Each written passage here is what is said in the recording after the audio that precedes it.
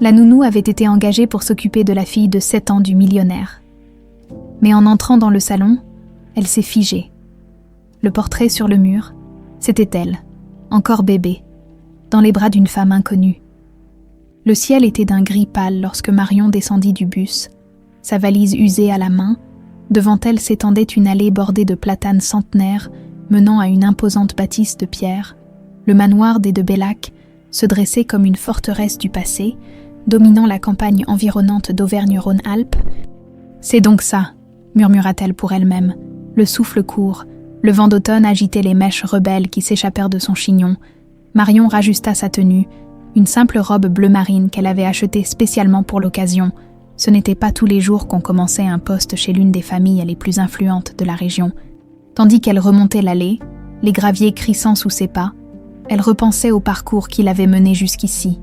L'orphelinat Sainte-Marie à la périphérie de Lyon, les questions sans réponse sur ses origines, cette sensation de vide qui ne l'avait jamais quittée. Mademoiselle Lefort.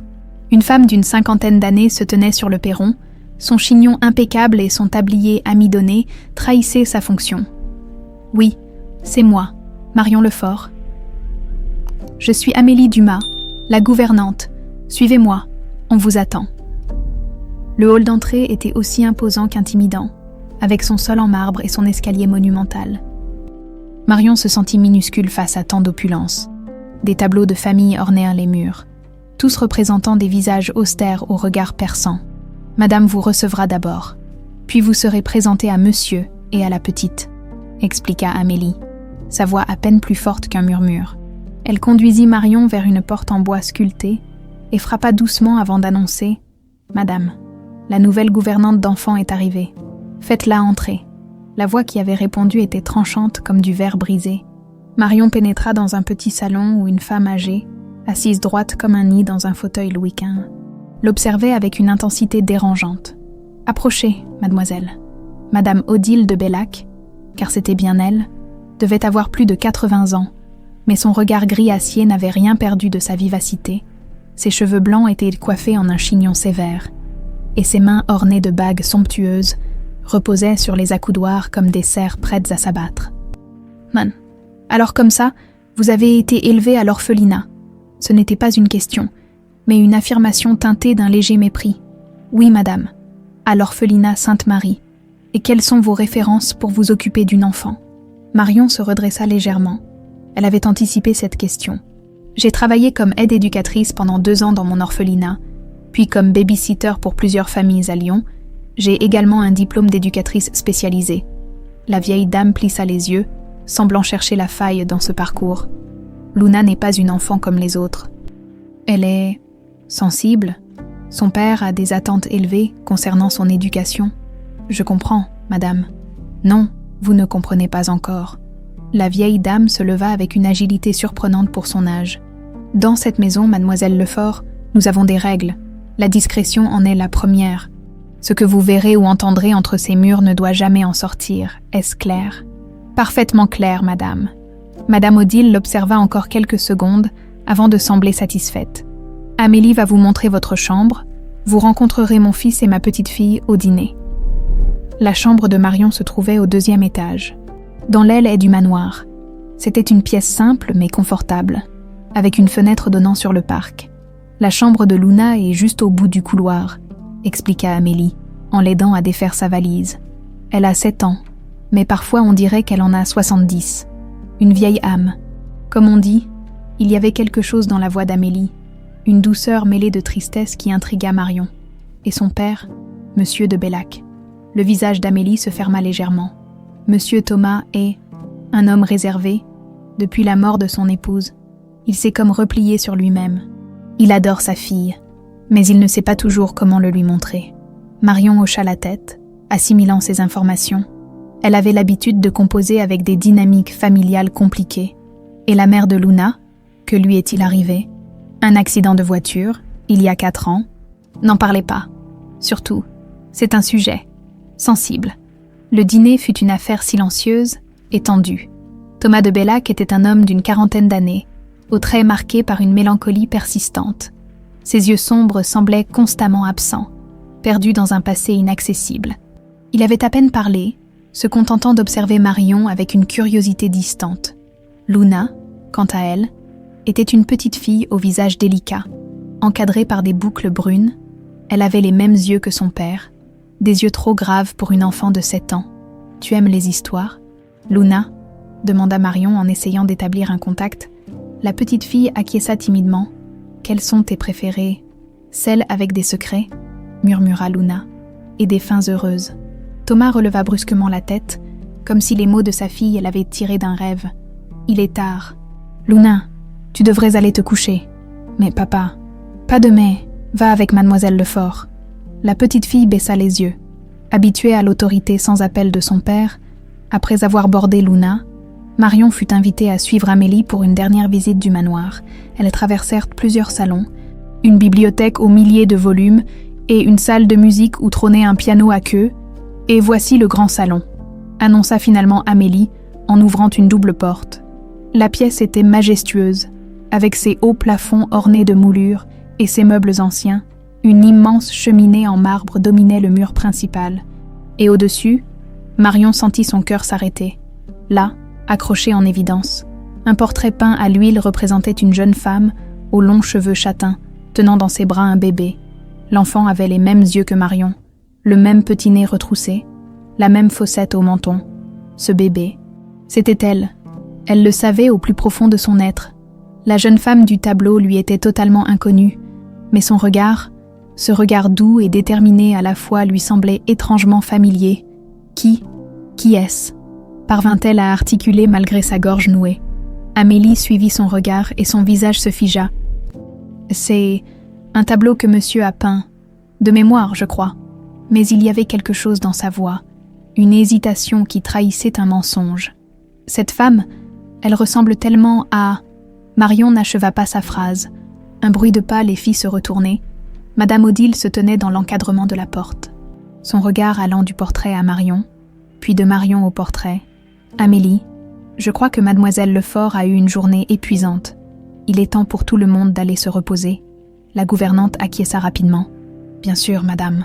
Venez, Marion. » Mais tandis qu'elle suivait Amélie hors de la pièce, Marion ne put s'empêcher de jeter un dernier regard au portrait.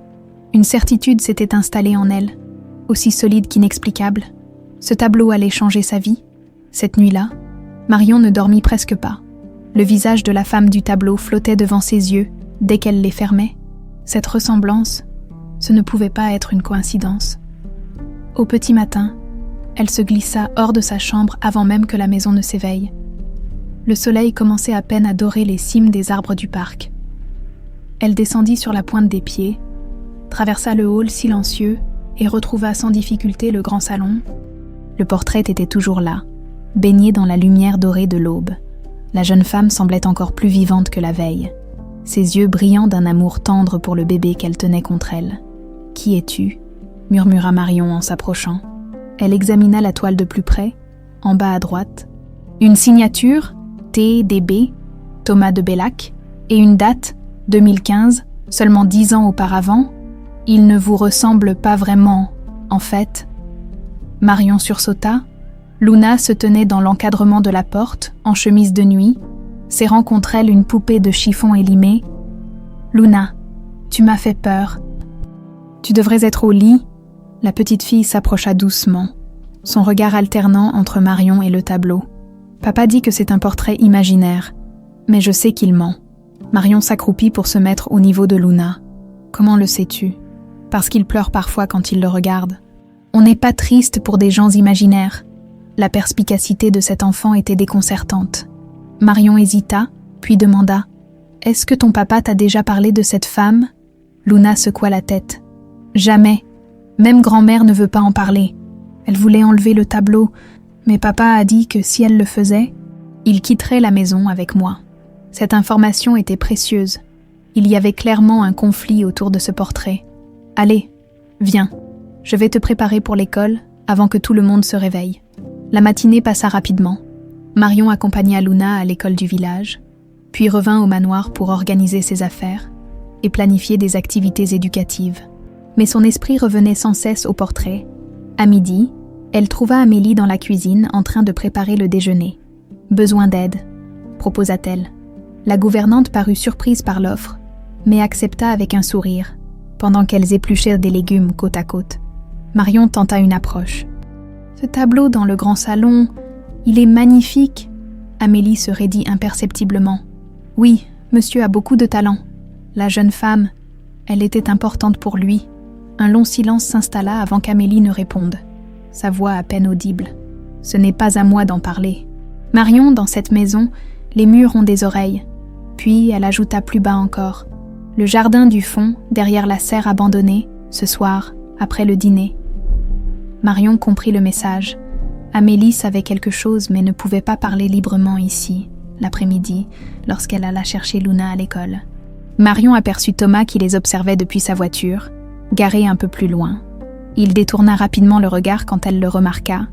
Étrange, sur le chemin du retour, Luna se montra plus bavarde que le matin. « Tu sais, Marion, tu es différente des autres nounous que grand-mère a engagés. »« Ah bon ? En quoi ? Tu me regardes vraiment ?» Les autres faisaient semblant. Cette simplicité désarmante émut Marion. Elle prit la main de la petite fille et la serra doucement. « Je te promets que je ne ferai jamais semblant avec toi, Luna. » Le dîner fut encore plus tendu que la veille. Madame Odile ne cessait d'observer Marion avec une méfiance à peine voilée. Thomas, quant à lui, évitait soigneusement son regard. « Alors, mademoiselle Lefort, » commença la vieille dame entre deux bouchées, « vous avez pu vous familiariser avec la maison ? » « Oui, madame. C'est un endroit magnifique. J'ai particulièrement admiré les tableaux. » Un silence pesant s'abattit sur la table. Thomas reposa sa fourchette un peu trop brusquement. « Ma belle-fille aimait aussi beaucoup l'art, » déclara madame Odile d'un ton neutre. « N'est-ce pas, Thomas ? Mère, je ne crois pas que ce soit un sujet approprié. Au contraire, nous avons une nouvelle venue parmi nous. Elle devrait connaître l'histoire de la famille. Claire était une femme charmante, mais fragile. L'accident a été une tragédie pour nous tous. » Marion nota le malaise grandissant de Thomas et le regard triste de Luna. Quelque chose sonnait faux dans cette conversation, comme si chacun jouait un rôle appris par cœur. « Si vous voulez bien m'excuser, » dit Thomas en se levant soudainement. « J'ai du travail qui m'attend, Luna. Ne te couche pas trop tard. » Il quitta la pièce, laissant derrière lui un silence embarrassé. Après avoir mis Luna au lit, Marion attendit que la maison s'endorme. Vers 23 heures, elle se faufila dans le jardin. Suivant les indications d'Amélie, la nuit était claire, la lune pleine illuminant le parc d'une lueur argentée. La serre abandonnée se dressait comme un fantôme de verre au fond de la propriété. Derrière, un petit jardin envahi par les herbes folles semblait n'avoir pas été entretenu depuis des années. Amélie l'attendait, enveloppée dans un châle sombre. « Vous êtes venue » dit-elle simplement. « Vous savez quelque chose sur ce portrait, n'est-ce pas ?» La gouvernante soupira profondément. « Je sers les de Bellac depuis plus de 30 ans, Marion. J'ai vu des choses que je ne peux pas ignorer, même si j'ai essayé. Qui est cette femme du tableau ? Elle s'appelait Amandine Duval. Elle a travaillé ici comme femme de chambre pendant 1 an, il y a environ 25 ans. » Le cœur de Marion se mit à battre plus fort. Qu'est-ce qui lui est arrivé ? Elle et Monsieur Thomas, ils sont tombés amoureux. Il avait 20 ans, elle 19. Madame Odile ne l'a pas supporté. Une simple domestique avec l'héritier de Bellac. Impensable. Amélie fit une pause, comme si les souvenirs lui pesaient. Quand Amandine est tombée enceinte, ça a été la catastrophe. Madame Odile l'a chassée en pleine nuit, sous la pluie. Thomas était absent, envoyé par sa mère en voyage d'affaires, quand il est revenu et a appris... « Et l'enfant ?» demanda Marion, la gorge serrée. « On nous a dit que le bébé était mort à la naissance. » Thomas a été dévasté. Il a cherché Amandine pendant des mois, mais elle avait disparu, comme si la terre l'avait avalée. « Et vous croyez à cette histoire, que le bébé est mort ?» Amélie hésita. « J'ai toujours eu des doutes. Les dates ne correspondaient pas. Et puis, un bruit de branches cassées les fit sursauter. » Amélie pâlit. « On ne peut pas parler ici, c'est trop risqué. Mais j'ai besoin de savoir. » Cherchez dans l'aile ouest. Au 3e étage, la porte au fond du couloir mène au grenier. Il y a une malle bleue avec les initiales AD, mais soyez prudente, Marion, très prudente. Amélie s'éloigna rapidement, laissant Marion seule avec ses questions et un espoir grandissant. Si l'enfant d'Amandine et Thomas n'était pas mort, si cet enfant était né il y a 25 ans, l'âge qu'elle avait exactement, le lendemain matin, en préparant le petit déjeuner de Luna, Marion surprit une conversation entre Thomas et Madame Odile dans le bureau adjacent. « Cette fille pose trop de questions, Thomas. As-tu vu comment elle regarde le portrait ?» Son mère. « Vous voyez des fantômes partout. C'est une simple coïncidence si elle ressemble un peu à... » Coïncidence. La voix de la vieille dame tremblait de colère. « Il n'y a pas de coïncidence dans cette histoire. Je te conseille de la surveiller de près, très près. » Marion recula doucement. Le cœur battant, elle n'était pas la seule à avoir remarqué la ressemblance. Et cette ressemblance inquiétait visiblement Madame Odile. Elle était sur la bonne piste. Ce soir, elle explorerait le grenier, elle découvrirait qui était réellement Amandine Duval, et peut-être enfin qui elle était elle-même. La journée s'écoula avec une lenteur exaspérante pour Marion. Chaque minute qui passait la rapprochait de sa mission nocturne. Et pourtant les heures semblaient s'étirer indéfiniment. Lors du goûter, Luna, en croquant dans son pain au chocolat, lui avait demandé « Pourquoi tu regardes toujours l'horloge ?»« Marion, tu dois partir. »« Non, ma puce, » avait-elle répondu en souriant. « Je reste avec toi. Je suis juste un peu distraite aujourd'hui. » Le dîner avait été étrangement calme. Thomas était absent. Parti pour une réunion d'affaires à Lyon, selon Madame Odile, cette dernière s'était retirée tôt. Se plaignant de migraine, un coup de chance pour Marion, à 23h, après s'être assurée que Luna dormait profondément, Marion sortit silencieusement de sa chambre, dans sa poche, une petite lampe torche qu'elle avait empruntée au placard des fournitures. L'aile ouest était la partie la moins fréquentée du manoir, les couloirs y étaient un plus étroits, les tableaux plus austères, et une odeur de renfermé flottait dans l'air. Marion montait les escaliers en évitant soigneusement les marches qui craquaient. Le 3e étage était plongé dans l'obscurité la plus totale. Marion alluma sa lampe, créant un cercle de lumière tremblotante devant elle. Au fond du couloir, comme l'avait indiqué Amélie, se trouvait une porte en bois sombre. Elle était verrouillée. « Merde !» murmura Marion. Elle examina la serrure, ancienne, probablement facile à crocheter avec les bonnes techniques. À l'orphelinat, son amie Sophia lui avait appris quelques astuces pour ouvrir les portes du garde-manger lors de leur raid nocturne. Marion sortit les épingles à cheveux qu'elle avait préparées, espérant que ses souvenirs seraient suffisants. Après quelques minutes de manipulation maladroite, un déclic se fit entendre. La porte s'ouvrit en grinçant légèrement. Le grenier était vaste, s'étendant sous les combles du manoir, des malles et des cartons s'empilaient jusqu'au plafond. Formant un labyrinthe de souvenirs oubliés, la poussière dansait dans le faisceau de sa lampe. Une malle bleue avec les initiales A, D, se répéta Marion en avançant prudemment. Il lui fallut près de 20 minutes pour trouver ce qu'elle cherchait. La malle était cachée derrière une armoire démontée. Comme si quelqu'un avait voulu la dissimuler des regards, les initiales AD étaient gravées sur le fermoir en cuivre terni. Marion s'agenouilla devant la malle, le cœur battant. Elle était fermée à clé, bien sûr, mais cette fois, la chance était de son côté, en fouillant dans les objets environnants. Elle découvrit un trousseau de vieilles clés suspendues à un clou. La 3e clé qu'elle essaya déverrouilla la malle avec un cliquetis satisfaisant. « Voyons ce que tu caches », murmura-t-elle en soulevant le couvercle. L'odeur de papier ancien et de lavande séchée s'en échappa. À l'intérieur, soigneusement rangés, se trouvaient des vêtements féminins démodés, quelques livres, un journal intime à la couverture de cuir rouge et une boîte en carton contenant des photographies. Marion commença par les photos. La première montrait une jeune femme aux longs cheveux châtains, assise sur un banc dans le jardin du manoir. Son sourire était lumineux, plein de vie. C'était elle, la femme du portrait, Amandine, souffla Marion. Sur une autre photo, Amandine apparaissait aux côtés d'un jeune homme que Marion reconnut immédiatement comme Thomas, 25 ans plus tôt. Ils se tenaient par la main près de la serre, leur visage rayonnant de bonheur. Marion sentit sa gorge se serrer. L'amour qui émanait de cette image était presque palpable.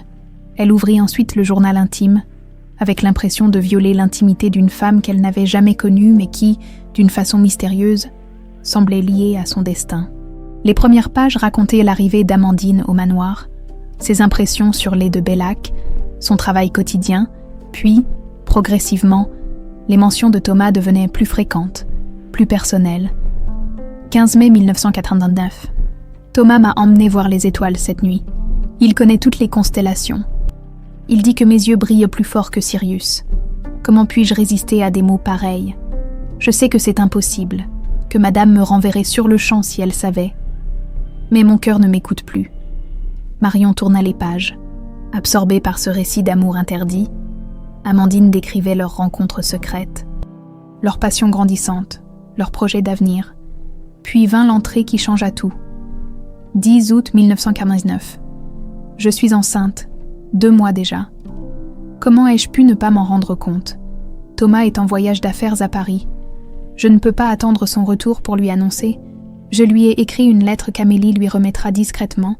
J'ai peur de la réaction de Madame Odile, mais je sais que Thomas me protégera. Notre enfant sera la preuve de notre amour.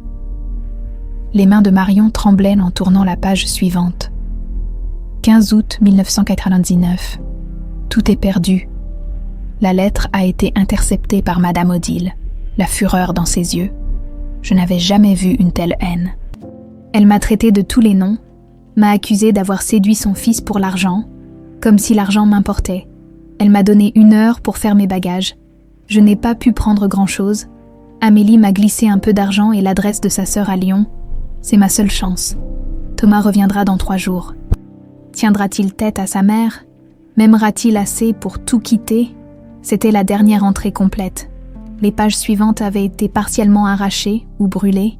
Seuls quelques fragments demeuraient lisibles. La sœur d'Amélie m'a accueillie. Thomas me cherche, mais sa mère lui a dit que les contractions ont commencé. Ma petite fille est née cette nuit. Ils veulent me la prendre. Je dois la cacher. L'orphelinat Sainte-Marie. Marion lâcha le journal, électrisée par ces derniers mots. L'orphelinat Sainte-Marie, son orphelinat. Un bruit soudain la fit sursauter. Des pas dans l'escalier. Quelqu'un montait. Dans la panique, Marion remit précipitamment le journal et les photos dans la malle. Mais dans sa hâte, une photo tomba et glissa sous une commode. Impossible de la récupérer maintenant. Elle referma la malle, éteignit sa lampe et se cacha derrière une pile de cartons. La porte du grenier s'ouvrit en grinçant. Un faisceau de lumière balaya la pièce. « Je sais que quelqu'un est monté ici », déclara la voix glaciale de Madame Odile. « Montrez-vous immédiatement ». Marion retint sa respiration. La lumière passait entre les cartons, frôlant sa cachette. « Les vieux planchers ne mentent pas, Mademoiselle Lefort. J'ai entendu vos pas. » Le cœur de Marion battait si fort qu'elle était sûre que Madame Odile pouvait l'entendre. La lumière s'approchait inexorablement. Soudain, un fracas retentit à l'étage inférieur, suivi d'un miaulement indigné. « Ce maudit chat !» s'exclama Madame Odile. Elle hésita un instant, puis quitta le grenier, refermant la porte derrière elle. Marion attendit encore 5 longues minutes avant de se risquer à sortir de sa cachette. Elle se dirigea vers la porte sur la pointe des pieds, mais avant de partir, elle retourna rapidement vers la commode, à genoux. Elle tendit le bras pour récupérer la photo tombée. C'était une image d'Amandine, visiblement enceinte, caressant son ventre avec un sourire radieux. Au dos, une inscription. « Ma fille, si jamais tu lis ceci, sache que je t'ai aimée avant même de te connaître, A.D. » Marion glissa la photo dans sa poche et quitta le grenier. L'esprit en ébullition, de retour dans sa chambre, allongée dans l'obscurité, elle contemplait cette photo comme le trésor le plus précieux du monde. Plus aucun doute n'était possible. Amandine Duval était sa mère, Thomas de Bellac était son père, et quelqu'un, probablement Madame Odile, avait orchestré sa disparition. Le lendemain matin, Marion se réveilla avec l'impression de n'avoir pas dormi du tout. La photo d'Amandine reposait sous son oreiller, comme un secret précieux qu'elle craignait de voir s'évaporer au contact de la réalité. En se préparant, elle remarqua pour la première fois à quel point ses yeux ressemblaient à ceux d'Amandine. La même teinte noisette avec des éclats dorés. Comment avait-elle pu ne pas le voir avant? « Marion, tu es réveillée !» La voix de Luna résonna dans le couloir. Elle rangea rapidement la photo dans le double fond de sa valise et ouvrit la porte. La petite fille se tenait là, déjà habillée pour l'école, ses cheveux en bataille. « Bonjour ma puce, tu es bien matinale aujourd'hui. Grand-mère est partie en ville et papa est dans son atelier, il peint quand il est triste. » Marion saisit l'opportunité. Son atelier, je ne savais pas qu'il en avait un. C'est dans la tour est. Personne n'a le droit d'y aller. Luna baissa la voix. Sauf moi.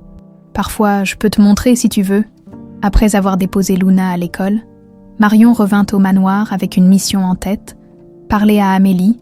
Elle la trouva dans la lingerie, pliant méticuleusement des draps. « Bonjour Amélie », la gouvernante sursauta légèrement. « Marion, Je ne vous ai pas entendu entrer. Je suis allée au grenier hier soir.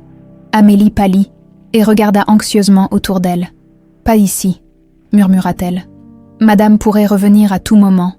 Elle conduisit Marion dans le jardin, là où elle s'était là parlé la dernière fois.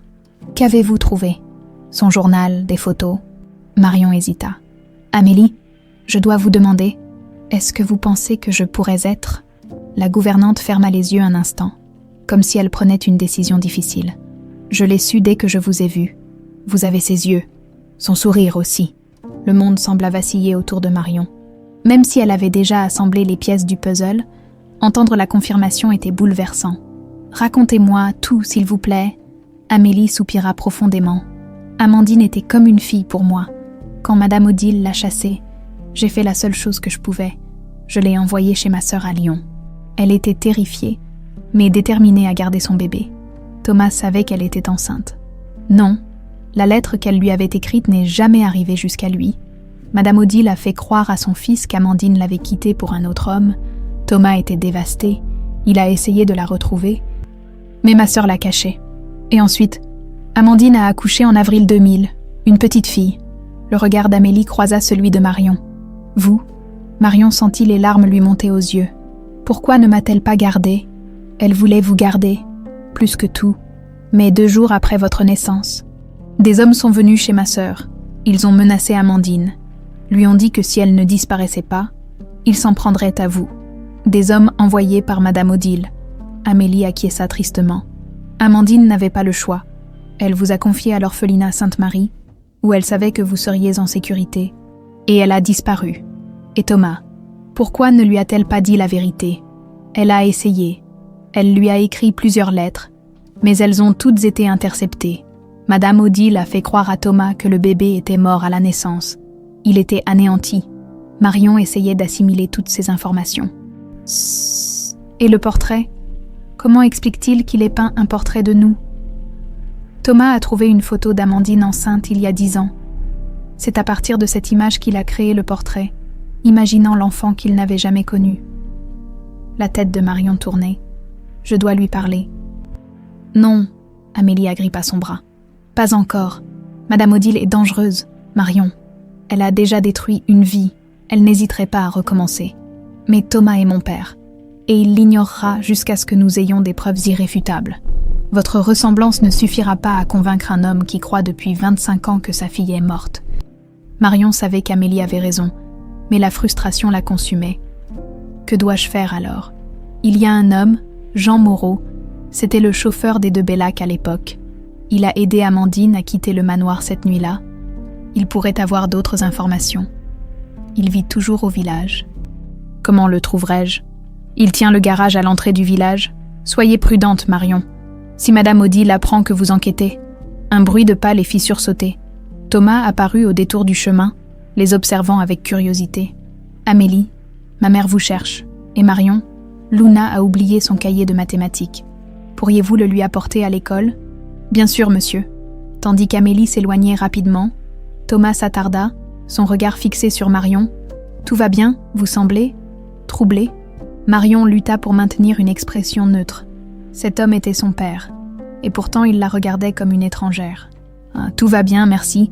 Je devrais y aller pour le cahier de Luna. Alors qu'elle s'apprêtait à partir, Thomas l'arrêta. Mademoiselle Lefort, Marion, ma fille vous apprécie beaucoup. Elle n'a pas été aussi heureuse depuis longtemps. Sa fille, l'ironie de ces mots frappa Marion en plein cœur. Luna est une enfant merveilleuse. Thomas hocha la tête, comme perdu dans ses pensées. Elle a les mêmes yeux que sa mère. Puis, après une hésitation, vous aussi d'ailleurs, les mêmes yeux que... Il s'interrompit brusquement, comme surpris par ses propres paroles. Que la mère de Luna, suggéra Marion, le cœur battant. Non, que quelqu'un que j'ai connu il y a longtemps. Sur ces mots énigmatiques, il tourna les talons et s'éloigna. Le garage Moreau était une petite bâtisse défraîchie à l'entrée du village. Un homme d'une 60aine d'années, les mains noires de cambouis, travaillait sur le moteur d'une vieille Peugeot. Monsieur Moreau. L'homme leva les yeux et se figea en apercevant Marion. Il laissa tomber sa clé à molette, qui heurta le sol dans un bruit métallique. Mon Dieu, c'est comme voir un fantôme. Vous l'avez connu, n'est-ce pas, Amandine Duval? Jean Moreau essuya ses mains sur un chiffon, visiblement ébranlé. « Qui êtes-vous ? » ?»« Je m'appelle Marion Lefort. Je suis sa fille, acheva-t-il. « Bien sûr que vous l'êtes. » Le portrait crachait. Il l'invita à entrer dans un petit bureau à l'arrière du garage et ferma soigneusement la porte. « Je me demandais si ce jour viendrait. Amélie m'a dit que vous avez aidé ma mère quand Madame Odile l'a chassée. J'ai fait ce que j'ai pu. » Il secoua la tête tristement. Ce n'était pas suffisant. Que s'est-il passé cette nuit-là ? Il pleuvait à torrents. Madame Odile a ordonné que je conduise Amandine à la gare. Mais la pauvre petite était terrifiée, en larmes. Je ne pouvais pas l'abandonner comme ça. Je l'ai emmenée chez la sœur d'Amélie à Lyon. Vous savez ce qui lui est arrivé ensuite. Je l'ai revue une fois, juste avant votre naissance. Elle avait peur, mais elle était déterminée à vous protéger. Puis elle a disparu. Et vous ne l'avez jamais revue. Non, mais... Il hésita, comme s'il pesait le risque de ses paroles. Il y a quelque chose que vous devriez savoir. La nuit où vous êtes né, 2 hommes sont venus au manoir. Ils ont eu une longue conversation avec Madame Odile dans son bureau. Je les ai vus repartir avec une grosse somme d'argent. Le sang de Marion se glaça. Vous pensez qu'elle a payé ces hommes pour faire du mal à ma mère? Je ne peux rien prouver, mais Madame Odile n'a jamais laissé personne se mettre en travers de son chemin, surtout pas une jeune femme de chambre enceinte du futur héritier de la fortune de Bellac. Marion sentit une colère froide l'envahir. Une dernière chose, ajouta Jean en fouillant dans un tiroir. Ceci appartenait à votre mère. Elle me l'a confié avant de disparaître, au cas où vous viendriez un jour. Il lui tendit un petit médaillon en argent, à l'intérieur, une mèche de cheveux châtains et une minuscule photo d'Amandine tenant un nouveau-né dans ses bras. Elle vous aimait plus que tout au monde, Marion. N'en doutez jamais, serrant le médaillon contre son cœur. Marion quitta le garage, plus déterminée que jamais à découvrir toute la vérité. Le médaillon d'Amandine ne quittait plus le cou de Marion. Dissimulé sous ses vêtements, il reposait contre sa peau comme un secret précieux. Une preuve tangible de son origine, chaque fois que le doute l'assaillait, elle le serrait dans sa main, puisant force et détermination dans ce lien avec sa mère. Ce matin-là, en accompagnant Luna à l'école, Marion remarqua que la petite fille était particulièrement silencieuse. « Quelque chose ne va pas. »« Ma puce. » Luna haussa les épaules, puis après quelques pas murmura « J'ai entendu grand-mère parler de toi avec papa hier soir. » Marion sentit son cœur s'accélérer. « Ah oui, et qu'est-ce qu'elle disait ?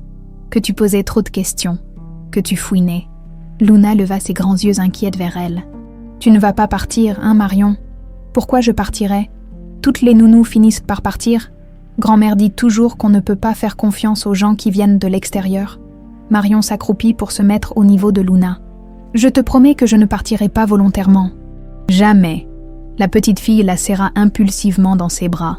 Acte rare chez cet enfant habituellement réservé. Marion sentit sa gorge se nouer. Luna était sa demi-sœur. Une partie d'elle voulait le lui dire, mais elle savait que ce n'était pas encore le moment. De retour au manoir, Marion trouva la maison inhabituellement calme. Amélie était partie faire des courses au village et Madame Odile assistait à une réunion de charité. Une ironie qui n'échappa pas à Marion, c'était l'occasion parfaite pour explorer l'atelier de Thomas. Selon Luna, il se trouvait dans la tour est, accessible par un petit escalier en colimaçon derrière la bibliothèque. La porte n'était pas verrouillée. Marion entra doucement dans une pièce circulaire baignée de lumière naturelle. Des toiles, certaines achevées, d'autres en cours, étaient disposées tout autour. Des pots de peinture, des pinceaux et des palettes encombraient une grande table de travail. Une odeur d'huile de lin et de térébenthine imprégnait l'air. Mais ce qui attira immédiatement l'attention de Marion fut la série de portraits accrochés au mur principal. Tous représentaient Amandine, à différentes étapes de sa vie, souriante dans le jardin, pensive devant une fenêtre, endormie sur un fauteuil.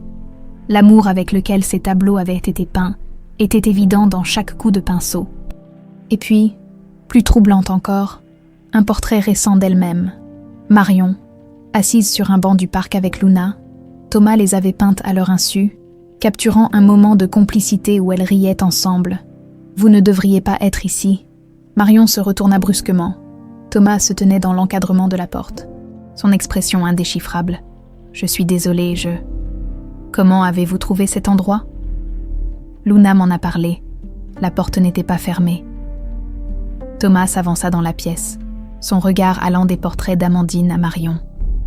Vous lui ressemblez tellement, murmura-t-il, comme pour lui-même. Le cœur de Marion battait à tout rompre. À qui ? Thomas sembla sortir de sa transe. Peu importe, vous devriez partir. Qui est cette femme ? Insista Marion en désignant les portraits d'Amandine. Celle que vous avez peinte tant de fois. Un voile de douleur passa sur le visage de Thomas. Quelqu'un que j'ai aimé, quelqu'un que j'ai perdu. Amandine Duval. Le nom flotta entre eux comme un fantôme. Thomas pâlit visiblement. Comment connaissez-vous ce nom ? J'ai parlé avec Amélie, avec Jean Moreau aussi. Pourquoi ? La voix de Thomas était à peine audible. Pourquoi remuer tout ça ? Marion sentit la colère monter en elle. Parce que j'ai le droit de savoir, j'ai le droit de connaître la vérité sur mes origines. Vos origines. Thomas recula d'un pas. Qu'est-ce que vous insinuez ? Marion sortit le médaillon et l'ouvrit, révélant la photo d'Amandine et du bébé. Ce bébé, c'est moi. Amandine Duval était ma mère. Et vous, vous êtes mon père. Thomas saisit le médaillon d'une main tremblante. Son visage reflétait un mélange de choc, d'incrédulité et d'une émotion que Marion ne parvenait pas à identifier. De l'espoir, peut-être. « C'est impossible, » murmura-t-il. « Notre enfant est mort à la naissance. Ma mère me l'a annoncé elle-même. Votre mère a menti. Elle a fait croire à Amandine que vous l'aviez abandonnée, et elle vous a fait croire que le bébé était mort. Mais je suis bien vivante, et j'ai grandi à l'orphelinat Sainte-Marie, là où Amandine m'a déposée pour me protéger. » Thomas secouait la tête, comme pour chasser une illusion. « Non, non, c'est ridicule. Ce serait une coïncidence trop cruelle. »« Ce n'est pas une coïncidence, » s'écria Marion. « Regardez-moi, j'ai ses yeux, son sourire. Je suis née en avril 2000, exactement 9 mois après qu'Amandine ait été chassée du manoir. Jean Moreau l'a conduite chez la sœur d'Amélie à Lyon. Elle était terrifiée, mais déterminée à me garder.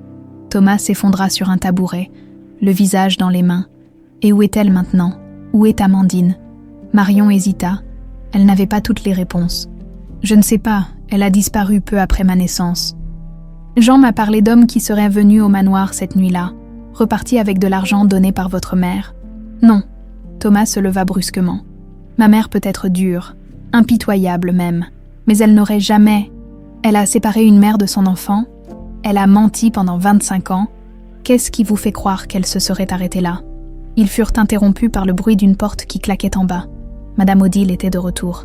« Vous devez partir », dit Thomas d'une voix blanche. « Nous ne pouvons pas continuer cette conversation maintenant. » Quand, alors ? J'ai attendu toute ma vie pour connaître mes origines. Je ne partirai pas sans réponse. Thomas semblait déchiré. « Je dois réfléchir. Tout ceci est trop soudain, trop énorme. » Marion s'approcha de lui, désespérée de le convaincre. « Faites un test ADN. Prouvez-le vous-même. » Marion, la voix perçante de Madame Odile, résonna depuis le bas de l'escalier. « Êtes-vous là-haut ? Luna est rentrée plus tôt de l'école. Elle vous cherche. » Thomas et Marion échangèrent un regard lourd de non-dit. « Ce soir, » murmura finalement Thomas, « retrouvez-moi dans la serre abandonnée à minuit et n'en parlez à personne, pas même à Amélie. » La journée s'écoula dans un brouillard d'anxiété pour Marion. Elle fit ses tâches mécaniquement, aidant Luna avec ses devoirs, jouant à des jeux de société pour la distraire. Mais son esprit était entièrement focalisé sur la rencontre à venir. Au dîner, l'atmosphère était électrique. Thomas évitait de la regarder. Madame Odile, par contre, l'observait avec une intensité accrue, comme si elle suspectait quelque chose. « Vous semblez préoccupée, mademoiselle Lefort, » dit-elle en sirotant son vin. « Quelque chose vous tracasse ?»« Non, madame, juste un peu fatiguée. Vraiment, j'ai pourtant entendu dire que vous aviez été très active ces derniers jours, posant beaucoup de questions au village. » Marion sentit un frisson lui parcourir l'échine. « Je m'intéresse simplement à l'histoire locale pour pouvoir la raconter à Luna. » Madame Odile reposa son verre avec une précision calculée. Vous savez, la curiosité peut parfois mener à des situations délicates, surtout quand on fouille dans le passé des autres. Thomas intervint abruptement. « Mère, ça suffit. Marion fait un excellent travail avec Luna, c'est tout ce qui compte. » « Bien sûr, mon fils. Je pense simplement qu'une certaine discrétion est de mise quand on est employé dans une maison comme la nôtre. » Le reste du repas se déroula dans un silence pesant. Dès que Luna fut couchée, Marion se retira dans sa chambre, prétextant une migraine, à minuit -5, enveloppée dans un manteau sombre, Elle se glissa hors de la maison et se dirigea vers la serre abandonnée. La nuit était claire, la lune pleine dessinant des ombres nettes sur les allées du jardin. Thomas l'attendait déjà, une silhouette immobile dans la semi-obscurité. « Vous êtes venu », dit-il simplement. « Bien sûr. » Il lui tendit une enveloppe. « J'ai contacté un laboratoire à Lyon cet après-midi. Ils peuvent faire un test ADN Express, résultat en 48 heures. » Marion sentit l'espoir gonfler dans sa poitrine. « Vous me croyez alors ? Je ne sais pas ce que je crois, mais je veux la vérité, autant que vous. » Il sortit 2 petits tubes. « Des échantillons de salive suffiront. Si vous êtes vraiment, si nous sommes... » Il ne parvint pas à finir sa phrase. Ils procédèrent en silence, scellant les tubes dans l'enveloppe. « Je l'aimais, » dit soudain Thomas, la voix brisée. « Plus que tout, si j'avais su qu'elle était enceinte, jamais je ne l'aurais laissée affronter ça seule. Jamais. Elle le savait, j'en suis sûre, » murmura Marion, touchée par sa détresse. Un bruit de brindilles brisées les fit se retourner brusquement. Au loin, une lumière s'alluma à l'une des fenêtres du manoir. « Vous devriez rentrer séparément, » dit Thomas. « Je posterai l'enveloppe demain à la première heure. » Alors qu'il s'apprêtait à se séparer, il ajouta. « Si c'est vrai, si vous êtes ma fille, tout va changer. » « C'est ce que j'espère, » répondit Marion. « C'est ce que j'ai toujours espéré. » Les 2 jours qui suivirent furent les plus longs de la vie de Marion. Thomas était parti à Lyon, prétextant des affaires urgentes. En réalité, pour déposer les échantillons au laboratoire, Madame Odile semblait plus soupçonneuse que jamais, épiant chaque fait et geste de Marion avec une attention inquiétante. Ce matin-là, alors que Marion aidait Luna à s'habiller, la petite fille lui tendit un objet brillant. « Regarde ce que j'ai trouvé dans le tiroir secret de la commode de grand-mère. » C'était un médaillon en argent, similaire à celui que Marion portait autour du cou, mais avec les initiales A, D, délicatement gravées. Luna, Marion ne put cacher sa stupéfaction. « Où as-tu trouvé ça ? » ?»« Je t'ai dit, dans le tiroir de grand-mère. C'est joli, non ?» Marion prit le médaillon d'une main tremblante. À l'intérieur, une mèche de cheveux châtains identique à celle de son propre médaillon. « Luna, c'est très important. Ta grand-mère sait que tu as pris ça. » La petite fille secoua la tête, soudain inquiète devant l'intensité de Marion. « Je joue parfois dans sa chambre quand elle n'est pas là. Il y a un bouton caché dans la commode. Je ne voulais pas faire de bêtises. »« Tu n'as rien fait de mal. »« Ma puce. » Marion s'efforça de sourire pour la rassurer. « Mais c'est un objet très précieux. Il appartenait à quelqu'un de... spécial. » « À qui ? À une personne qui a vécu ici il y a longtemps ? Je vais le garder en sécurité, d'accord ? Ce sera notre secret. » Luna hocha la tête, ravie de partager une confidence avec Marion. Une fois Luna déposée à l'école, Marion retourna au garage de Jean Moreau. Elle avait besoin d'en savoir plus. Et le temps pressé, cette fois, le mécanicien semblait l'attendre. « J'étais sûre que vous reviendriez, » dit-il en l'invitant dans son bureau. « Vous avez parlé à Thomas. »« Oui, nous avons fait un test ADN. Les résultats arriveront demain. » Jean hocha la tête, l'air grave. « Madame Odile est au courant. »« Pas encore, mais elle se doute de quelque chose. » Marion sortit le médaillon trouvé par Luna. Elle gardait ceci caché dans un tiroir secret. Jean prit le médaillon et l'examina, son visage s'assombrissant. C'était le pendentif préféré d'Amandine. Elle le portait toujours. Pourquoi Madame Odile l'aurait-elle gardé ? Comme un trophée, peut-être, ou comme une preuve à faire disparaître. Marion frissonna à cette pensée. « Jean, j'ai besoin de savoir exactement ce qui s'est passé après ma naissance. » « Vous avez parlé d'hommes venus au manoir. » Le vieux chauffeur soupira profondément. « C'était 2 jours après votre naissance. 2 hommes dans une voiture noire.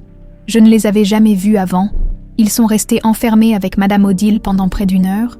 Quand ils sont repartis, j'ai vu qu'elle leur avait remis une épaisse enveloppe. Vous pensez qu'elle les a payés pour faire du mal à ma mère ? Je ne peux pas l'affirmer avec certitude. Mais le lendemain, j'ai appris qu'Amandine avait disparu.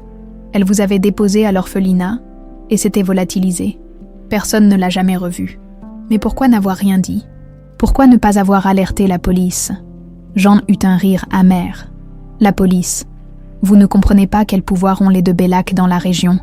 Madame Odile jouait au bridge avec le commissaire tous les mercredis. Le maire dînait régulièrement au manoir. Qui m'aurait cru ? Un simple chauffeur contre la grande Madame Odile de Bellac. Marion sentit la colère monter en elle. Alors, elle s'en est sortie. Elle a détruit des vies et elle s'en est sortie. Jusqu'à maintenant, peut-être. Jean se leva et alla fouiller dans un classeur. J'ai gardé ceci toutes ces années. Je n'ai jamais su quoi en faire. Mais peut-être que le moment est venu. Il lui tendit une enveloppe jaunie à l'intérieur. Marion trouva un petit carnet d'adresses et une liste de numéros de téléphone. Ce sont les contacts d'Amandine, des amis, de la famille. Je n'ai jamais osé les contacter moi-même. Mais vous êtes sa fille. Vous avez le droit de savoir. Merci. Jean, Marion serra le carnet contre elle. Une dernière question. Savez-vous où se trouve la sœur d'Amélie maintenant? Celle qui a hébergé Amandine? Hélène? Elle vit toujours à Lyon, je crois. Mais elle a eu un AVC il y a quelques années. Je ne sais pas dans quel état elle est. Marion nota l'adresse qu'il lui donna. C'était une piste de plus à explorer. Alors qu'elle s'apprêtait à partir, Jean l'arrêta. Marion, soyez prudente. Si Madame Odile découvre ce que vous faites, je sais, mais je ne peux pas reculer maintenant. Pas quand je suis si proche de la vérité. De retour au manoir, Marion trouva Amélie dans un état d'agitation inhabituel. « Où étiez-vous » chuchota-t-elle dès que Marion franchit la porte. « Madame vous cherche partout. J'étais au village. Qu'est-ce qui se passe ?»« Je ne sais pas exactement, mais elle est furieuse. Elle a reçu un appel qui l'a mise dans tous ses états. » Le sang de Marion se glaça. Le laboratoire avait-il appelé au manoir par erreur? Où est-elle maintenant? Dans son bureau, elle veut vous voir immédiatement. Marion monta les escaliers, le cœur battant. Le bureau de Madame Odile était une pièce qu'elle n'avait encore jamais eu l'occasion de visiter. Un territoire interdit. Elle frappa doucement à la porte. « Entrez !» Madame Odile était assise derrière un imposant bureau en acajou. Malgré son âge, elle dégageait une aura d'autorité intimidante. Ses yeux gris acier fixaient Marion avec une intensité presque physique. « Mademoiselle Lefort, asseyez-vous. » Marion obéit, s'efforçant de paraître calme. « J'ai reçu un appel très intéressant ce matin, » commença Madame Odile. « Du garage Moreau. Il semble que vous soyez une habituée des lieux. » Marion sentit son cœur manquer un battement. Jean l'avait-il trahi? « J'y suis allée faire vérifier ma voiture. » mentit-elle. « Vraiment ?» Madame Odile haussa un sourcil sceptique. « C'est étrange, car selon mes informations, vous auriez posé beaucoup de questions sur le passé, sur des événements survenus il y a environ 25 ans. Je m'intéresse à l'histoire locale. Ne me prenez pas pour une idiote. » La voix de la vieille dame claqua comme un fouet. « Je sais exactement ce que vous cherchez, ou plutôt qui. » Marion décida de jouer carte sur table. Amandine Duval. « Ma mère. » Un silence glacial s'abattit sur la pièce. Le visage de Madame Odile se durcit, mais elle ne sembla pas surprise. Je me doutais que cette ressemblance n'était pas une coïncidence. Dès que je vous ai vu, j'ai su que vous alliez poser problème. Le seul problème ici, c'est le mensonge que vous avez maintenu pendant 25 ans. Vous avez séparé une mère de sa fille. Vous avez fait croire à votre fils que son enfant était mort. Madame Odile se leva lentement, s'appuyant sur sa canne. J'ai fait ce qui était nécessaire pour protéger ma famille et son héritage. Thomas était promis à un brillant avenir, pas à s'encombrer d'une servante enceinte et d'un bâtard. La cruauté de ces mots frappa Marion comme une gifle. « Où est ma mère ?» demanda-t-elle, la voix tremblante de colère. « Qu'avez-vous fait d'elle? Je n'ai aucune idée de ce qu'est devenue cette fille, et je m'en soucie peu. Ces hommes que vous avez payés après ma naissance. » Une lueur dangereuse passa dans les yeux de Madame Odile. Faites très attention à vos accusations, Mademoiselle Lefort. Vous jouez avec le feu. Je n'ai plus peur de vous. Thomas sait la vérité maintenant. Nous avons fait un test ADN. » Cette révélation sembla enfin ébranler le masque impassible de la vieille dame. « Vous mentez. Les résultats arriveront demain. Et ensuite, tout sera révélé. Votre empire de mensonges s'effondrera. » Madame Odile contourna lentement le bureau pour se rapprocher de Marion, malgré son âge. Elle dégageait une menace tangible. « Écoutez-moi bien. Vous allez faire vos bagages et quitter cette maison aujourd'hui même. Je vous donnerai une somme confortable pour acheter votre silence. » « Je ne suis pas à vendre. Tout le monde a un prix, ma chère. » Son ton était presque maternel maintenant, ce qui le rendait encore plus sinistre. « Pensez-y. Une nouvelle vie, loin d'ici. N'est-ce pas préférable à des années de procédures judiciaires, d'histoires sordides étalées dans la presse? Vous ne comprenez pas. Je ne veux pas d'argent. Je veux connaître mon père. Je veux savoir ce qui est arrivé à ma mère. » Madame Odile secoua la tête, comme déçue par tant de naïveté. Alors j'en suis navrée pour vous, car vous n'obtiendrez ni l'un ni l'autre. Elle retourna s'asseoir derrière son bureau. Vous avez jusqu'à ce soir pour quitter le manoir. Si vous êtes encore là demain matin, vous le regretterez amèrement. Marion se leva, refusant de se laisser intimider. C'est vous qui allez regretter, madame. Le temps de la vérité est venu. En sortant du bureau, les jambes tremblantes mais la tête haute, Marion sentait que la bataille finale venait de commencer. Il n'y aurait plus de retour en arrière possible. Marion referma la porte de sa chambre et s'y adossa, le cœur battant à tout rompre. La confrontation avec Madame Odile avait libéré en elle un mélange d'adrénaline et de terreur. Elle n'avait pas cédé face à la vieille femme. Mais la menace était claire. Il fallait agir vite. Sa première pensée fut pour Thomas. Il devait rentrer demain avec les résultats du test ADN. Mais elle craignait que Madame Odile ne trouve un moyen de l'intercepter ou de manipuler la situation. Marion sortit son téléphone et composa son numéro, qu'Amélie lui avait donné en cas d'urgence concernant Luna. Après plusieurs sonneries, Thomas décrocha enfin. « Marion, il y a un problème avec Luna. »« Non, elle va bien, mais nous avons un problème. » Elle baissa la voix, bien que seuls les murs puissent l'entendre. « Votre mère sait tout. Elle m'a ordonné de quitter le manoir avant ce soir. » Un silence pesant s'installa à l'autre bout de la ligne. « Thomas, vous êtes toujours là ? » ?»« Oui, je suis désolée. » Sa voix était étrangement calme. « Ne partez pas. Je serai de retour dans quelques heures. Mais votre mère... » Ma mère n'a plus son mot à dire dans cette histoire. Passe après ce que j'ai découvert. Le ton de Thomas avait changé, empreint d'une détermination que Marion ne lui connaissait pas. Que voulez-vous dire ? Le test. Les résultats sont déjà arrivés, Marion. J'ai usé de mon influence pour accélérer le processus. Le cœur de Marion sembla s'arrêter. Et il n'y a aucun doute possible. Vous êtes bien ma fille. Ces mots, qu'elle avait tant espéré entendre, la frappèrent avec une force inattendue. Marion dut s'asseoir sur le bord de son lit, les jambes soudain trop faibles pour la porter. « Marion, vous êtes toujours là. »« Oui, C'est juste que... » Elle ne put retenir un sanglot. « Toute ma vie, j'ai rêvé de ce moment. Je comprends. » La voix de Thomas s'adoucit. « Pour moi aussi, c'est bouleversant. Pendant 25 ans, j'ai cru que ma fille était morte. Et maintenant, qu'allons-nous faire ? D'abord, je vais avoir une conversation avec ma mère, une conversation que j'aurais dû avoir il y a bien longtemps. Ensuite, nous avons beaucoup de temps à rattraper, vous et moi. » Marion essuya ses larmes. « Et Luna, comment allons-nous lui expliquer ? » Doucement, pas à pas. Elle est intelligente. Elle comprendra. Thomas marqua une pause. Elle vous adore déjà, vous savez. Peut-être qu'une partie d'elle sent ce lien entre vous. Quand serez-vous là ? En début de soirée, en attendant, essayez d'éviter ma mère. Suivre le conseil de Thomas s'avéra plus facile que prévu. Madame Odile s'était enfermée dans son bureau, passant une série d'appels téléphoniques dont Amélie n'avait pu saisir que des bribes. Arrangement. Paiement immédiat. Aucune trace. Des mots qui, rapportés à Marion, ne firent qu'accentuer son inquiétude. L'après-midi était bien avancé, quand Marion entendit le bruit d'une voiture dans l'allée. Par la fenêtre de sa chambre, elle vit Thomas descendre et se diriger rapidement vers l'entrée. Son visage était grave, ses épaules tendues. Marion descendit, attirée par un pressentiment. Dans le hall, elle trouva Amélie qui écoutait à la porte du bureau de Madame Odile, le visage blême.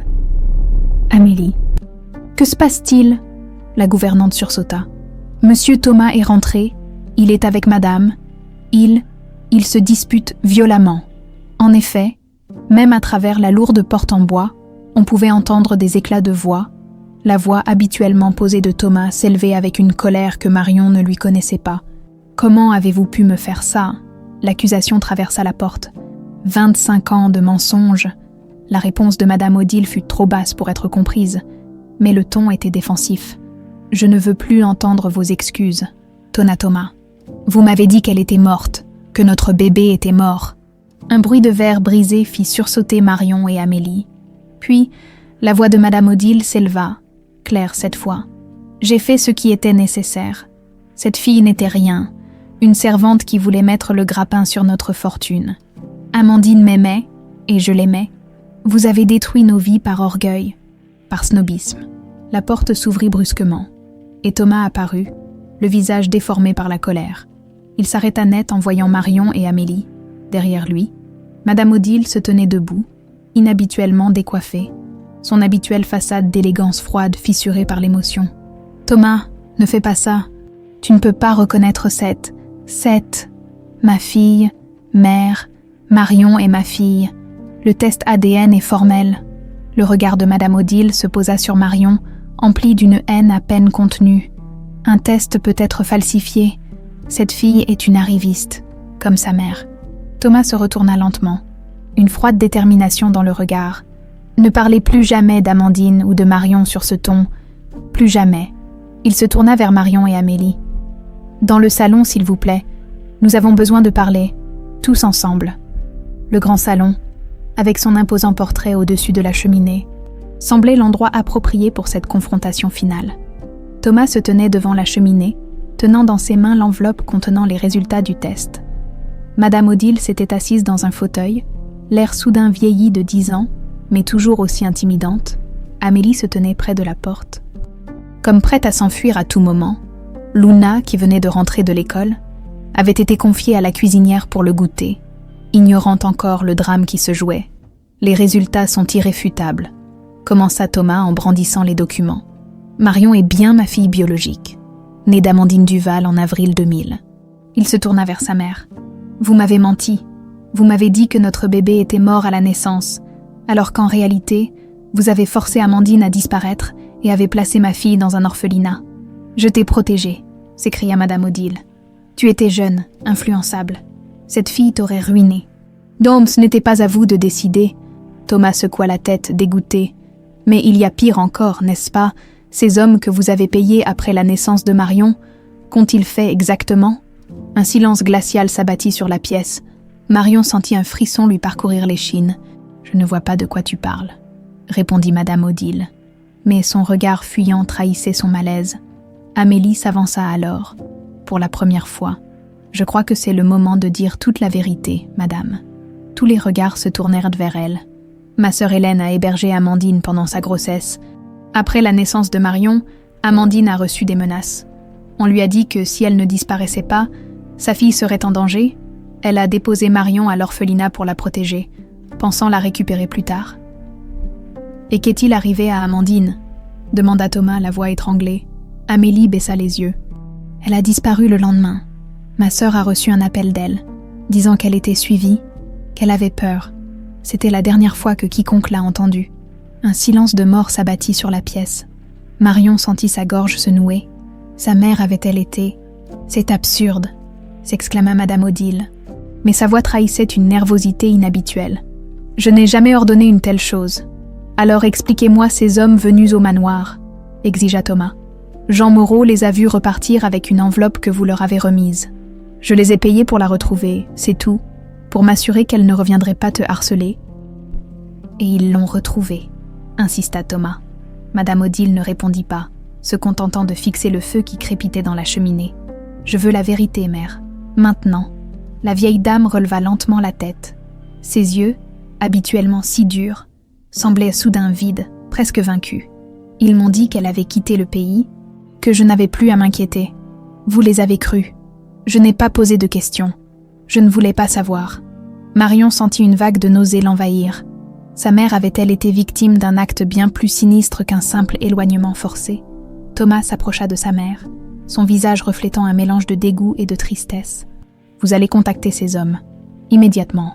Je veux savoir exactement ce qui est arrivé à Amandine. C'était il y a 25 ans, Thomas. Je ne sais même pas s'ils sont encore en vie. Trouvez-les. » Sa voix était implacable. « Ou j'irai moi-même à la police avec ce que nous savons déjà. » Madame Odile pâlit visiblement à cette menace. « Tu ne ferais pas ça. Pense au scandale, à notre nom, à notre réputation. » La réputation, Thomas eut un rire amer. C'est tout ce qui vous importe, n'est-ce pas? Vous avez détruit des vies pour préserver les apparences. Il se tourna vers Marion, et son expression s'adoucit. Je suis désolée, tellement désolée pour tout ce que vous avez traversé, pour toutes ces années perdues. Marion sentit les larmes lui monter aux yeux. Ce n'est pas votre faute. À partir de maintenant, continua Thomas en lui prenant la main, nous allons découvrir la vérité ensemble. Et quel que soit ce que nous trouvions, nous y ferons face, en famille. Ce dernier mot résonna dans le cœur de Marion comme une promesse. La promesse de ce foyer qu'elle avait toujours cherché. La soirée qui suivit fut la plus étrange que Marion ait jamais vécue. L'atmosphère au manoir oscillait entre tension extrême et moments de tendresse maladroite. Thomas avait annoncé à Luna que Marion était sa demi-sœur, une nouvelle que la petite fille avait accueillie avec une joie simple et immédiate. « Je savais que tu étais spéciale », s'était-elle exclamée en se jetant dans les bras de Marion. « C'est pour ça que je t'ai aimée tout de suite. » Cette réaction spontanée avait arraché des larmes à Marion, et même à Thomas. Seule Madame Odile était restée enfermée dans son bureau, refusant de participer à ce qu'elle considérait comme la chute de sa dynastie. « Elle ne pourra pas se cacher éternellement », avait dit Thomas en regardant la porte close. « Tôt ou tard, elle devra affronter les conséquences de ses actes. » Le lendemain matin, alors que Marion et Luna déjeunaient ensemble dans la cuisine, Thomas les rejoignit, l'air grave et déterminé. « J'ai parlé avec un ancien ami qui travaille désormais au bureau du procureur, » annonça-t-il. « Nous avons discuté, hypothétiquement, de notre situation. »« Et » demanda Marion. « Le cœur battant, la prescription pour certains crimes graves n'existe pas. Si quelque chose est arrivé à Amandine, il ne termina pas sa phrase, conscient des oreilles attentives de Luna. « Je dois me rendre à Lyon aujourd'hui. La sœur d'Amélie, Hélène, est toujours vivante. Elle pourrait avoir des informations cruciales. »« Je viens avec vous, » déclara Marion. Thomas hésita. « Êtes-vous sûr, ce pourrait être difficile. C'est ma mère, je dois savoir. » Il acquiesça, comprenant parfaitement ce besoin viscéral. « Et moi ?» demanda Luna d'une petite voix. « Je peux venir aussi. » Thomas s'accroupit devant sa fille. « Pas cette fois, ma puce. C'est une affaire compliquée, pour les adultes. Mais tu peux passer la journée avec Amélie. Elle m'a dit qu'elle t'apprendrait à faire des cookies. » Les yeux de Luna s'illuminèrent à cette perspective. Mais son regard inquiet allait de son père à Marion. « Vous allez revenir ? »« Hein, tous les deux ? Bien sûr que nous reviendrons, » la rassura Marion en caressant ses cheveux. « Nous sommes une famille maintenant. » « Non. » Luna hocha la tête, rassérénée par cette promesse. La voiture filait sur l'autoroute vers Lyon, traversant des paysages que Marion ne voyait même pas. Perdue dans ses pensées, à côté d'elle, Thomas conduisait en silence, respectant son besoin de réflexion. Ce fut lui qui rompit finalement ce silence. « J'ai tant de questions à vous poser, 25 ans à rattraper. » Marion sourit tristement. « Moi aussi, toute ma vie, je me suis demandé qui j'étais vraiment. » « D'où je venais ? Comment était-ce ? » demanda doucement Thomas. « Grandir à l'orphelinat, pas aussi terrible qu'on pourrait l'imaginer. Les sœurs étaient strictes mais justes. J'avais des amis, mais il y avait toujours ce vide, ce sentiment d'être incomplète. » Thomas serra le volant plus fort. « Je suis tellement désolée, si j'avais su. Vous ne pouviez pas savoir. Vous étiez une victime, tout comme moi, comme ma mère. » Ils arrivèrent à Lyon en fin de matinée. Hélène Dumas, la sœur d'Amélie, vivait dans un petit appartement du quartier de la Croix-Rousse. C'est Amélie qui avait arrangé la rencontre. Expliquant brièvement la situation à sa sœur par téléphone. L'appartement était modeste mais chaleureux. Hélène, une femme d'une 60aine d'années dont le visage portait les séquelles d'un AVC, les accueillit avec une émotion visible. « Marion » murmura-t-elle en la voyant. « Mon Dieu, c'est comme si Amandine était de retour. » Elle les invita à s'asseoir dans un petit salon encombré de livres et de souvenirs. « Je savais que ce jour viendrait, » dit-elle en leur servant du thé d'une main tremblante. « J'ai toujours espéré voir la vérité éclater avant de mourir. »« Madame Dumas, » commença Thomas, « nous savons que vous avez hébergé Amandine pendant sa grossesse. Que s'est-il passé exactement après la naissance de Marion ?» Hélène posa sa tasse, son regard se perdant dans le passé. « Amandine était si jeune, si pleine de vie. Elle aimait passionnément votre fils, Monsieur de Bellac. Quand Madame Odile l'a chassée, elle était dévastée, mais déterminée à élever son enfant. »« Et après ma naissance ?» demanda Marion. « Vous étiez un bébé magnifique. Amandine était une mère aimante, même si elle était terrifiée pour l'avenir. Et puis, 2 jours après votre naissance, ces hommes sont venus. »« Quels hommes ?» pressa Thomas. « 2 individus en costume. Ils ont dit qu'ils travaillaient pour Madame de Bellac. Ils ont menacé Amandine, lui ont dit que si elle ne disparaissait pas, ils s'en prendraient à vous, Marion. » Marion sentit un frisson lui parcourir l'échine. Amandine était folle de peur. Elle a décidé de vous mettre à l'abri à l'orphelinat Sainte-Marie, le temps de trouver une solution. Elle comptait revenir vous chercher dès que possible. Mais elle n'est jamais revenue, murmura Marion. Hélène secoua tristement la tête. Le lendemain, elle m'a appelée depuis une cabine téléphonique. Elle était paniquée, disant qu'elle était suivie. Elle voulait contacter la police, mais craignait que les de Bellac n'aient trop d'influence. C'était la dernière fois que je l'ai entendue. Thomas avait pâli. Avez-vous signalé sa disparition ? Bien sûr, mais la police n'a pas pris ça au sérieux. Une jeune mère célibataire qui disparaît. Ils ont supposé qu'elle avait fui ses responsabilités, et quand ils ont appris que les de Bellac étaient impliqués, l'affaire a été rapidement classée. Hélène se leva lentement et alla chercher une boîte dans un meuble. J'ai gardé ceci toutes ces années. Amandine l'avait laissé ici, disant que c'était au cas où il lui arriverait quelque chose. Elle tendit à Marion une petite boîte en bois sculptée à l'intérieur. Des photos, des lettres jamais envoyées à Thomas et un petit carnet relié en cuir. Son journal intime, demanda Marion en effleurant la couverture. Non, son testament. Ce mot tomba comme une pierre dans la pièce silencieuse. Son testament, répéta Thomas, incrédule. Mais elle n'avait que 19 ans. Elle avait peur, monsieur de Bellac. Elle sentait que quelque chose de grave pourrait lui arriver. Elle a écrit ce document la veille de sa disparition. Marion ouvrit le carnet d'une main tremblante. Les premières lignes la frappèrent comme un coup au cœur. Si vous lisez ceci, c'est que mes craintes étaient fondées. Je laisse mon témoignage pour que la vérité soit un jour connue, pour que ma fille Marion sache que je ne l'ai jamais abandonnée. Marion ne put continuer, les larmes brouillant sa vision. Thomas prit délicatement le carnet et poursuivit la lecture à voix haute. J'ai reçu des menaces directes de Madame Odile de Bellac par l'intermédiaire de 2 hommes.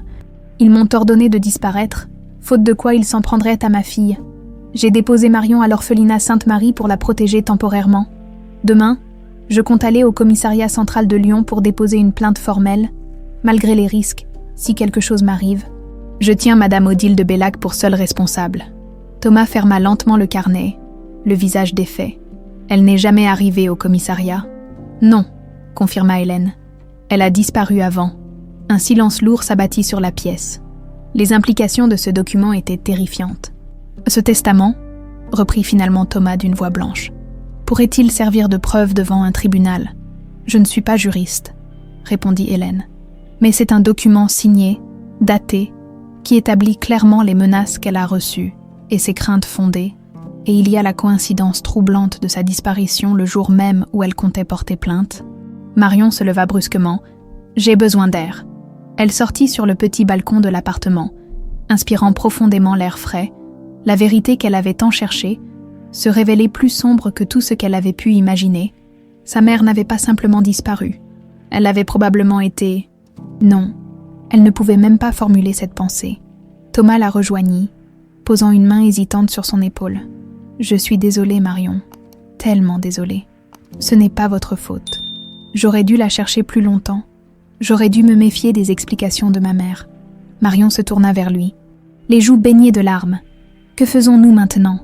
Thomas avait dans le regard une détermination froide qu'elle ne lui avait jamais vue. « Nous rentrons au manoir, avec le testament. Il est temps que ma mère affronte la vérité, toute la vérité. » Sur le chemin du retour, Marion resta silencieuse.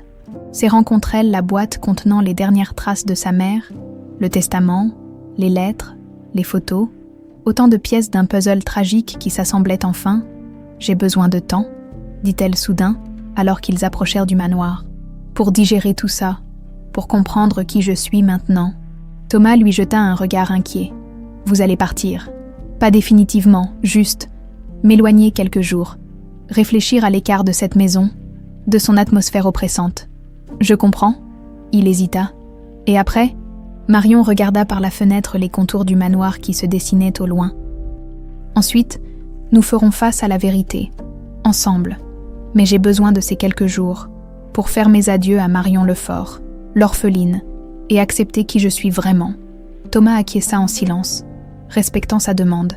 Lorsqu'ils arrivèrent devant le grand portail du manoir, il arrêta la voiture et se tourna vers elle. « Quoi qu'il arrive, quelle que soit la vérité que nous découvrirons sur le sort d'Amandine, sachez une chose, vous avez une famille maintenant.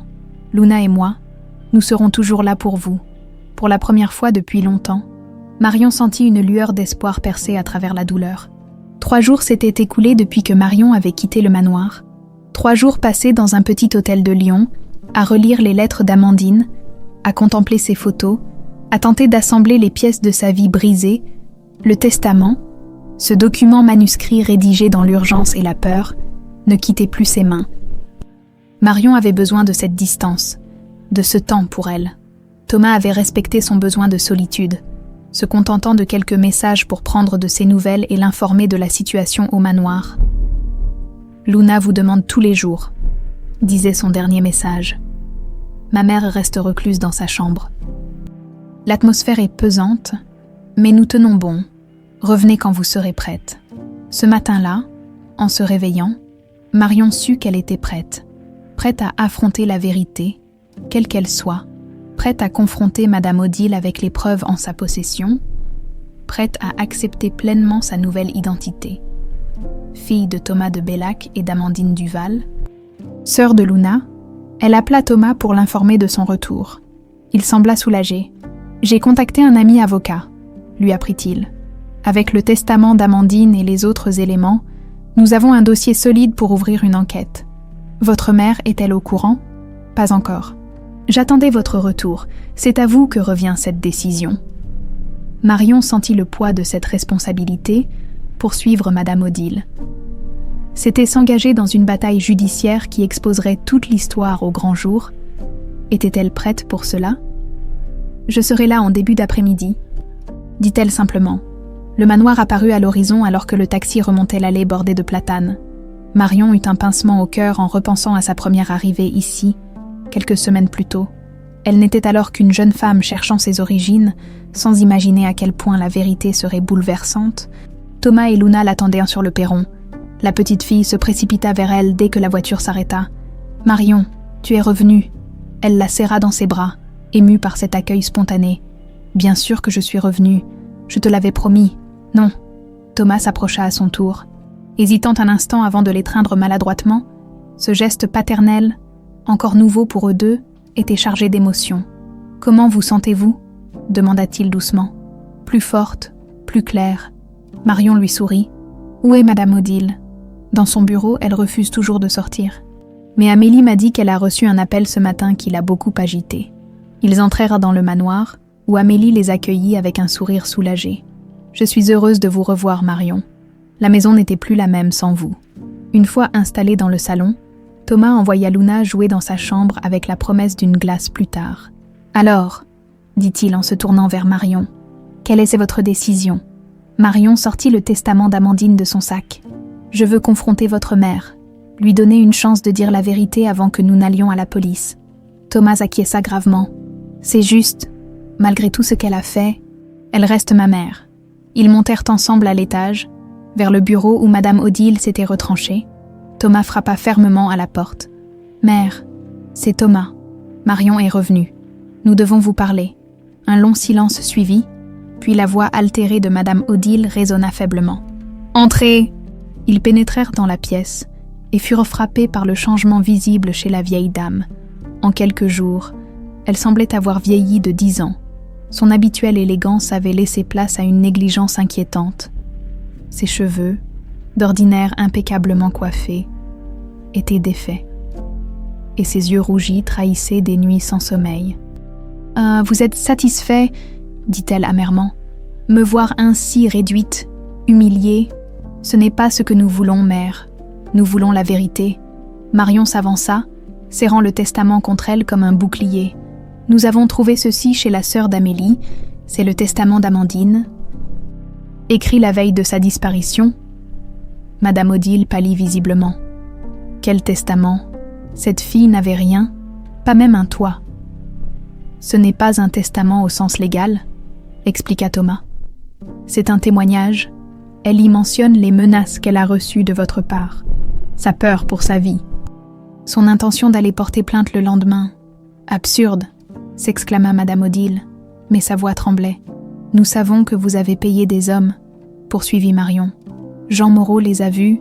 Ils sont venus au manoir le jour même de la disparition d'Amandine. » Madame Odile se leva brusquement, s'appuyant sur sa canne. « Vous n'avez aucune preuve.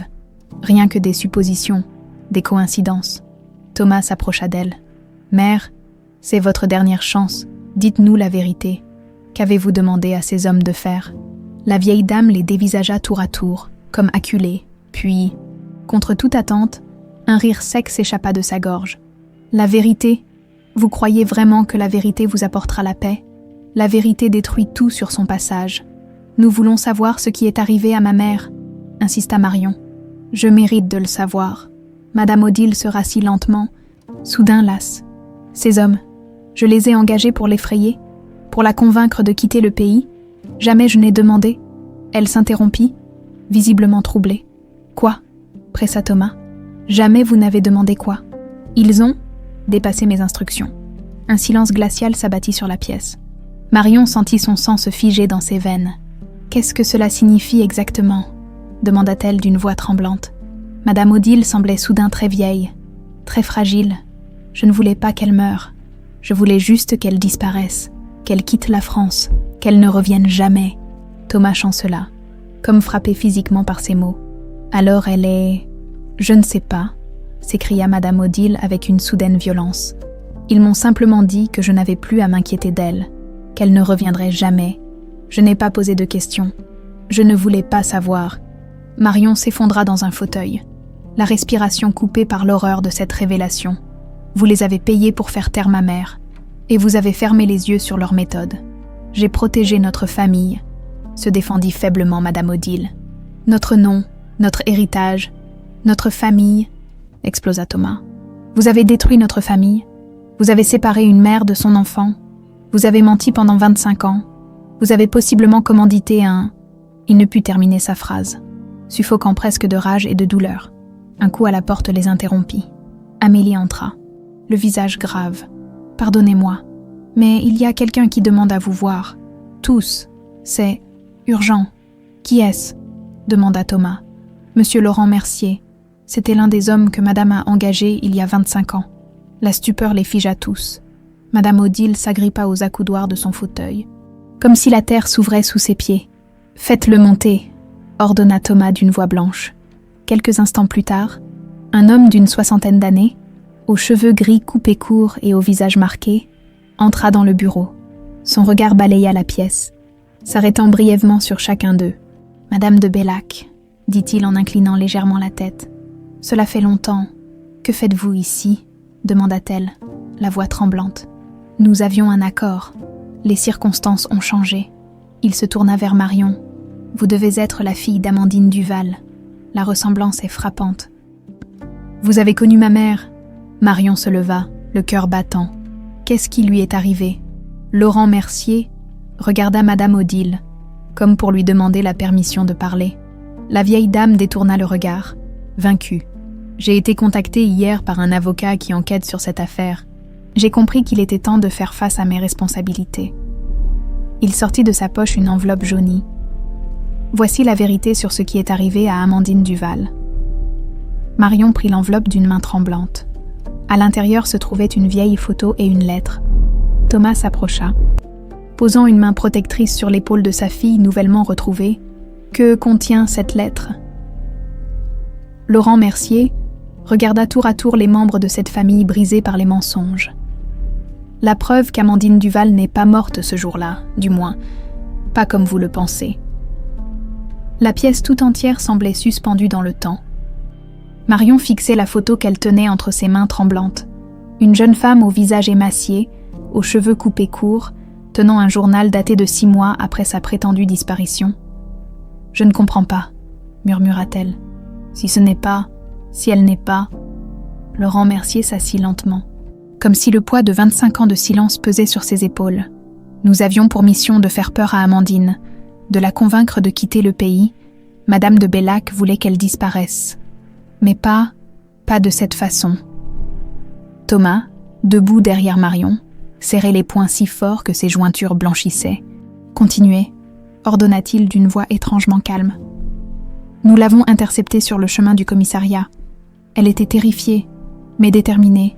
Nous lui avons dit que si elle portait plainte, non seulement elle ne reverrait jamais sa fille, mais que celle-ci pourrait être en danger. »« Monstre !» souffla Thomas. « Nous lui avons proposé un marché, Une nouvelle identité, un billet pour l'Amérique du Sud, et la promesse que sa fille serait placée dans une bonne famille. En échange, elle devait disparaître, définitivement. Marion secoua la tête, incrédule. Elle n'aurait jamais abandonné son enfant. Non, en effet, elle a refusé. Elle nous a dit qu'elle préférait mourir plutôt que de renoncer à vous. C'est alors que... Il hésita, jetant un regard vers Madame Odile qui fixait le sol, livide. « Que s'est-il passé ?» insista Marion. « Il y a eu une altercation. Amandine a tenté de s'enfuir. Dans la lutte, elle est tombée et a heurté violemment sa tête contre le bord d'un trottoir. Un silence horrifié s'abattit sur la pièce. Nous avons cru qu'elle était morte. Mon collègue voulait se débarrasser du corps, mais je n'ai pas pu. J'ai vérifié son pouls. Il était faible, mais présent. Je l'ai conduite à l'hôpital le plus proche, en donnant un faux nom. Et ensuite, demanda Thomas, la voix étranglée. Elle était dans le coma. Les médecins ne savaient pas si elle se réveillerait un jour. Je suis revenue voir Madame de Bellac et lui ai dit qu'Amandine ne serait plus jamais un problème. C'était techniquement vrai. Madame Odile émit un son étranglé, entre le sanglot et le rire nerveux. Toutes ces années, vous m'avez fait croire. Vous ne vouliez pas savoir les détails, madame. Vous avez été très claire sur ce point. Marion fixait la photo, l'esprit en ébullition. Mais cette photo... Elle s'est réveillée, Laurent acquiesça. Après 8 mois de coma, mais elle avait subi des lésions cérébrales importantes, amnésie partielle. Elle se souvenait de son nom, de bribes de son passé, mais pas de tout, pas de vous, ni de Monsieur de Bellac. Marion sentit les larmes couler sur ses joues. Elle m'a oubliée.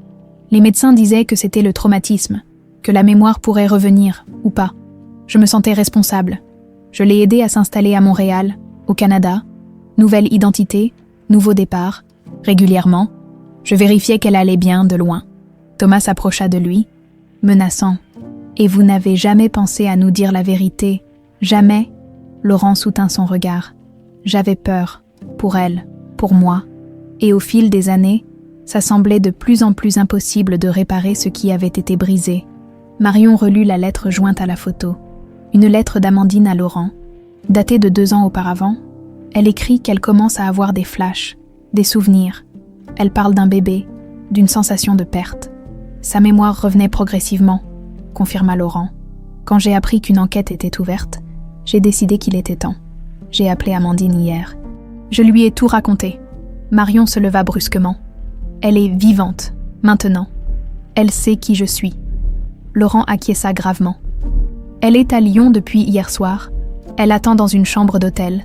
Elle voulait que je prépare le terrain, que je m'assure que vous étiez prêts à la voir. Un silence incrédule emplit la pièce.